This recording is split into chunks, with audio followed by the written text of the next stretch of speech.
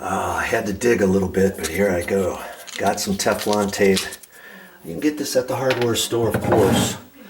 Okay, so now I'm going to take this very thin tape. You got to be careful with it so you don't overlap it. Okay. Okay. And I've got to put it around this thread. Does it matter which direction you go? Heavens, yes. It does matter. The nut is going to go this way as I tighten up the nut. So the last bit of the Teflon tape, as I'm wrapping this around, I want it to go the same direction so that when I tighten this up, it'll actually tighten the Teflon tape up and not loosen it. Okay? Now I'm going to put it on. And you might have to think about it for a minute and see if you're going the right direction. Am I going the right direction? Yes. Because see, when I break it off, it's going that direction and the same direction that I'm tightening it. I want to make sure that I don't get this tape any lower than the bottom edge of the threads. If anything, let some of it stick up above the threads, not below, because I don't want it to mess up my connection. Okay? I can line it up there. And I put it on. You can put it on. See, there was two twists all the way around. That's probably enough. Okay, if you're in a question, put another one on. Okay, so we're just gonna have 3. And now I'm gonna hold that, pull it off like that. Hold that flat, put it on there. Okay, you see there? Got the Teflon tape on. That should ensure that this is not going to leak, right? And if I really wanted to, I could put Teflon tape around this top one, right? That goes up into this nut. But chances are that I'm never going to need that because the water is going to go through this pipe and that is going to be way down in here, right? So if this were to back up, let's say, and if this nut wasn't tight, if you had a stopped up sink, the nut wasn't tight or something, yeah, you could get some leakage out of here if your threads are bad or anything, but these are fine. So I'm not going to put anything up on the top, but on the bottom it makes sense to do that, right? Okay, so now that I got that, I want to make sure that clips up in there and tighten that up. And I don't care if I can see the top of the Teflon tape down there. That's fine. Okay. Before I tighten that all the way up, I'm going to make sure I can get the top. That's fine. Hopefully I'm not getting in your way. Get it tight by hand. And I'll get this bottom one tight by hand, and then I'll give it just one little turn with my channel locks. Now on some, they have the little tab sticking out. You can get your thumb right there and kind of crank down on it. But, this one doesn't have it, so I'm just going to do it like this. And in some instances, just hand tight is fine. Okay? You don't want to tighten it up too tight, but I'm going to take my channel locks just to give you the full Monty, and I'm going to bear down on it. I'm just going to turn it a little bit. I didn't turn it much, did I? Less than 1/8 of a turn, 1/16 of a turn maybe. That just ensures me that I got it snug. I could really wail on this and tighten it up more, and you think, okay, I need to get it tighter. I can do it. And pretty soon, you strip the threads or you crack the nut. You give it a hairline crack and then it loosens up the nut and then it tightens up the nut, loosens up the nut. Or you're not even sure if it's cracked. And all of a sudden, you've got water down underneath your sink. Or you've got a mildew smell after a few months after doing your sink, cleaning it, okay? That's all I'm gonna do. I only turned it a little bit there, okay? I think I'm done, VideoJoe. Okay, now let's get this water back on. I gotta clean up the sink and everything. This should be fine now. Look at that go. We're gonna pop this.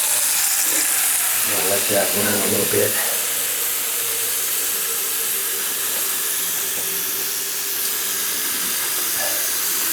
And if you wanted, after you run it, we're gonna open that, and then you can put a paper towel down there or something and check for leaks.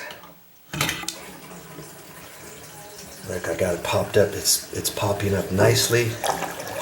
Oh, music to my ears. See, this is actually popping up higher too.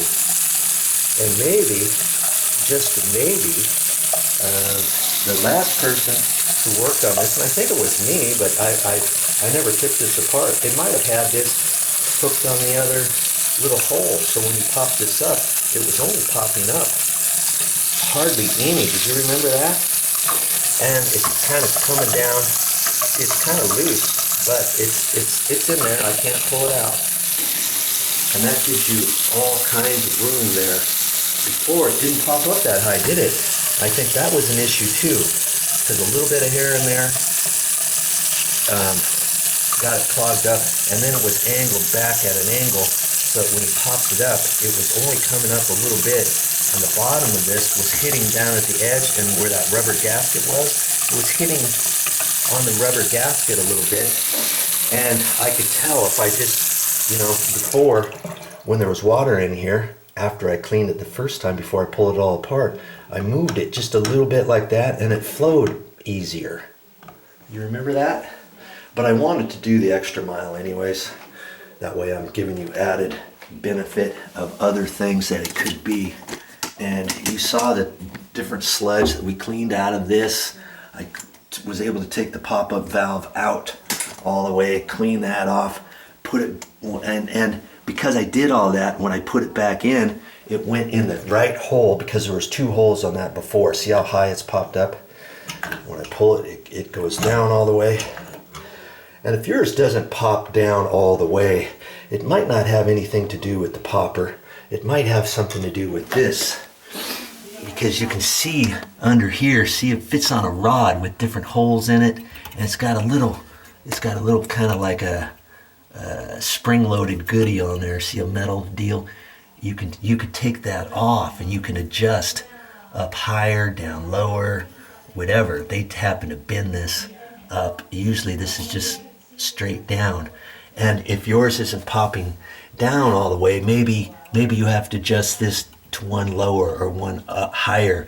And a few times I did that before, and the top of this part here has a little head on it, and I found sometimes that head might be hitting up above here, and maybe it needs to be relocated around a pipe, a water line, or maybe it's in the way. Maybe there's a little piece of wood up there that it's hitting that you have to tighten, or you have to notch out or something to get it pulled up all the way.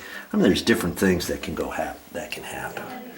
Okay, so now I can run the water. I can run the water for a couple minutes and shine a flashlight down here. If this were to be dripping, chances are it would be dripping around this nut underneath it, and then it would run down, and it would probably drip right there. You can shine a flashlight on here, see if any water's coming around. I feel pretty confident that nothing is going to happen. But first thing first, you got to make sure that this is dry down here. Remember, I had my bucket. I had my bucket down here, and there was water on the bottom of the container and stuff. So you want to make sure this is 100% dry before you do your test. Now you can take a paper towel. You just set a paper towel right there if you want. You know, that will tell you once and for all, do you have any drips or do you not have any drips? Because if you have a drip, you'll see it on the paper towel. Okay?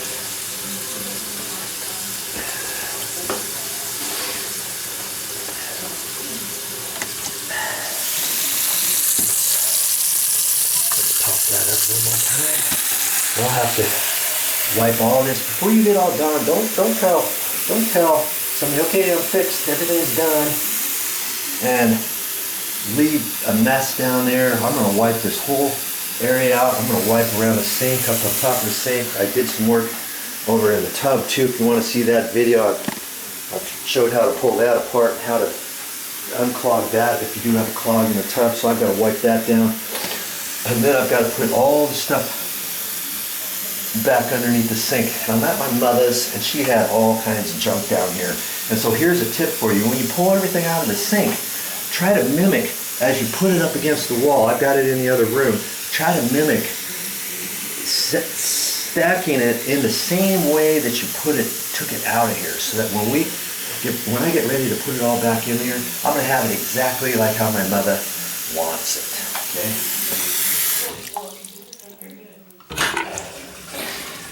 Look at that. Is that unclogged or is that unclogged?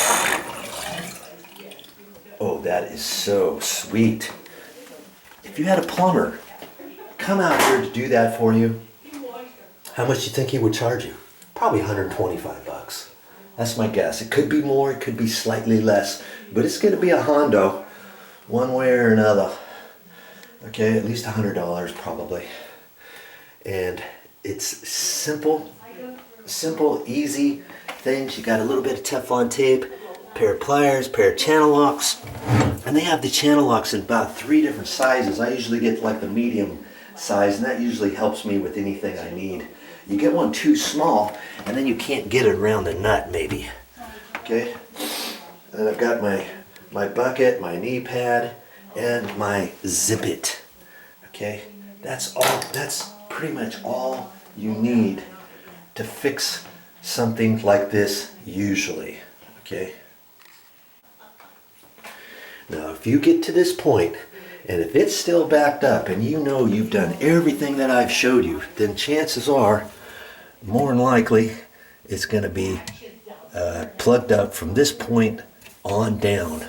And so a plumber would have to come out, and we've got a concrete subfloor here. Plumber would have to come out. He would have to take this nut back off, take this adjustable P-trap out, and then he'd shove his snake up through there and run it, shove it down the line as far as he could, and chances are you're going to have an issue way down in there, and cross your fingers that the plumber can find it.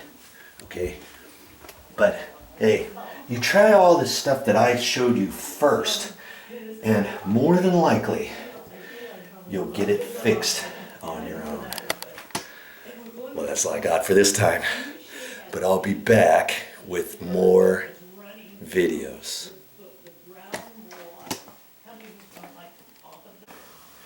Sweet. I took all this stuff off of here, sprayed it all down with Simple Green, sponged it all, wiped the mirror off down below, wiped that all off. I even sprayed all this with Simple Green down at the bottom and coming up the sides about this far, all the way around. Wiped that all down, wiped it dry, put all the stuff away so it looks like I was never here. That's how you want it. Well, I can mark that one off my list.